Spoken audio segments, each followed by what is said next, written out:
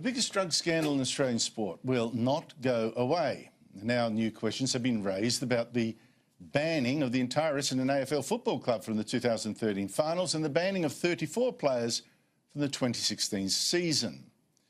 Now, this, of course, ended the coaching career of Essendon great James Hird and ruined his reputation. Now, those bans were imposed because of claims that the team was being injected with a banned peptide, thymosin beta-4, or TBA4. But some very strange facts have now turned up. Joining me is the father of James Hird, Allan Hird, former VFL player and former senior public servant.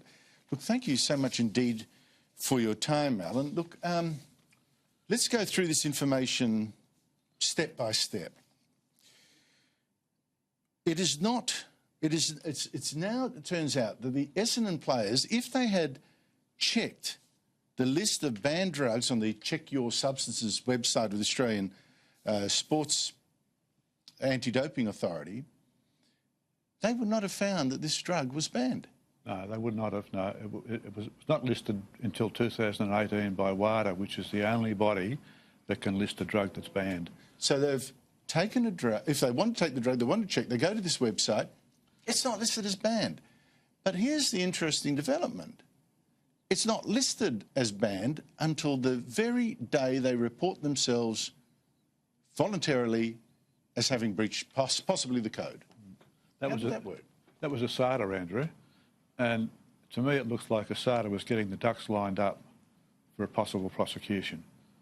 I believe that ASADA decided to list that substance as prohibited after they had gathered certain information and they knew that the WADA list did not have it as prohibited. Now, the WADA list is the World Anti-Doping Authority.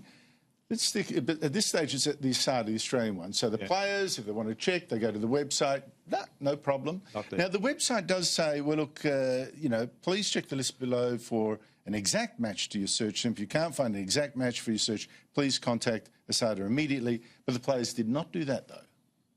They did not, as far as I'm aware, but the mother of Stuart Cramery, Mandy Cramery, went through all the substances that her son was going to take and she looked up everything she possibly could. She looked up the WADA prohibited list, looked at the ASADA website. She went through all the medical information she could find on each of the substances and she found that each of the substances that her son was going to take was not harmful and was not prohibited. And that included thymosin, which was the substance that ASADA and WADA claim was thymosin beta-4. OK, we'll get on to that. Now, so on the day that they self-report, suddenly, bingo, someone at ASADA sticks it on their banned list, so, like, as if, oh, we always knew it was banned. OK, so that is really sus. Now, ASADA says, well, this doesn't matter because it's actually the World Anti-Doping Agency, not ASADA, that is the sole determiner of whether a substance is banned, and the players should have checked with WADA. Is that a fair enough argument? Well, no, because it was only in 2018 that WADA actually named thymosin beta-4 as a banned substance. What year? 2018. So that is 5 years after they'd actually taken it. 6 actually, because it was 2012 when they're supposed to have taken it. They didn't actually take it. They're supposed to have taken it. Yeah, we're getting onto that. So this is weird. This is just the most incredible thing, right? So it wasn't on the list that says, you know, check here. Wasn't there. It wasn't banned, you say, by WADA, the World Anti-Doping Authority. It wasn't listed as banned. WADA claimed that it was banned. You had to just somehow divine it in there. Yes, there were some generic words that if you're a... So guess what I'm banning? I'll give you 6 guesses. If you're a biochemist, you could probably work out from those generic words that it might have meant thymosin beta-4. OK, now, as you say, thymosin beta-4 is what the players were charged with taking that was banned. Were any of the drug tests on the players, did any of them come back with a positive finding for that drug? No.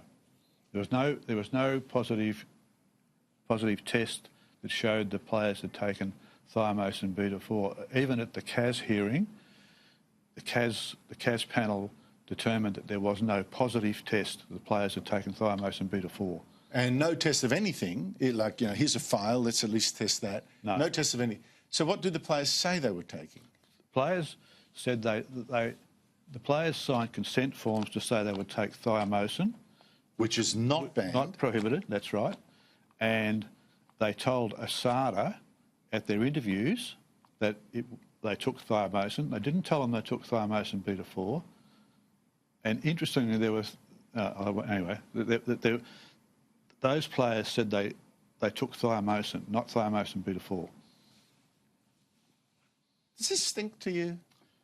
It stinks to high heaven. Yeah, it's a stitch up, and it's a disgrace. Why would they have gone to this effort? Well, there's lots of reasons, but if anyone is interested, have a look at the WADA Foundation minutes. I think it's the 8th of May 2015, where the WADA people say to themselves, we have decided to appeal against the AFL anti-tribunal decision, which cleared the players, said there's no evidence they'd taken it. Absolutely no evidence. They were cleared. Cleared by two judges and a barrister who sat down, looked at the evidence, or information, it wasn't even evidence, and said there's no evidentiary basis for this, chucked the case out. WADA then said, if we need to get the right precedents, the AFL tribunal set an example. Has set the barrier too high. And I think we also should point out that it was only not long before all this that the federal government gave a much ballyhooed, the Labor government then, a press conference saying drugs in sport were the worst thing ever, and they were going to get something. This finally was the proof. All right, so it seems to me a bit of railroading going on. What should happen now? Well, in my opinion, the minister needs to act. Senator Colbeck, who's the sports minister, needs to act. He needs to act very, very quickly. The information that Michael Warner published, which was in the Herald Sun last week, which was based on material that Bruce Francis had collected over the years assiduously, that information needs to be looked at very carefully. And the minister has the power under Section 24 of the ASADA Act to issue a directive to ASADA to investigate certain things. I believe he should investigate what was in that report, and then he needs to publish what ASADA responds with. And after that, I believe he should be getting a couple of lawyers to look at that response, and I'd suggest a lawyer from the government solicitor and a lawyer who's independent. And the best people I can think of is a group called the Justice for 34, who have worked so hard to get the information out. I think something needs to be done. Finally, your son James, he looked absolutely shattered by this. How's he going now? Well, as far as I'm aware, I think he's back on track. It's the treatment he's got from the AFL and the treatment from a lot of the media. There's notable exceptions like Michael Warner and Mark Robinson from the Herald Sun. It's been so shabby. It's disgraceful. What the treatment that he got, the accusations and the leaks and the half-truths and innuendos that were published about him and spread about him behind the scenes, an absolute disgrace. And there needs to be an apology by the AFL for the way they treated him and the treatment of people like Joe Watson too. Is that, don't get me started. Won a Brownlow medal, had to give it back because of all this. Yeah. Look. Allan Hird, thank you very much for coming in, and may justice be done. Thank you. Can I just say, happy birthday, Charlotte? Well, there's some good to come out of it.